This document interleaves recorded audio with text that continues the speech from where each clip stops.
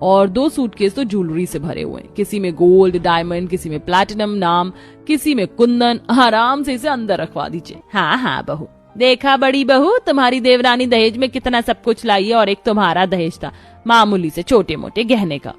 माँ जी, इन सब गहनों में कुछ नहीं रखा, ये तो बाहर के सौंदर्य को दिखाने के लिए, लेकिन दिल के सौंदर्य को दिखाने के लिए किसी गहने की चमक की कोई जरूरत नहीं है।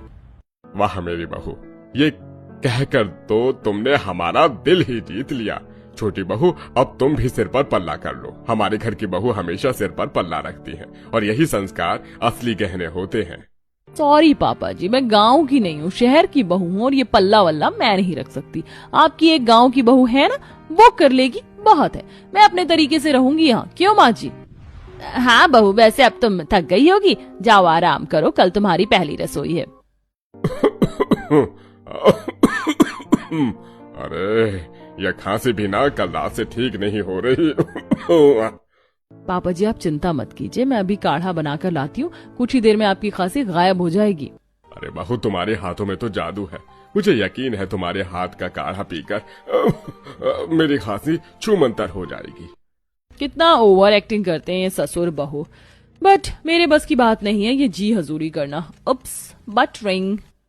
बाकी सब अपने कमरे में आराम करते हैं और बड़ी बहू भी शंकर को काढ़ा बनाकर दे देती है, जिससे उसकी खांसी में थोड़ा ठहराव आता है। अगले दिन छोटी बहू मॉडर्न ब्लाउज साड़ी पहनकर, बालों में जूड़ा पीस, बाजू में बाजूबंद, कमरबंद, खूब सारा मेकअप करके तैयार हो जाती है और पहली रसोई में इंस्टेंट सूप बनाती है।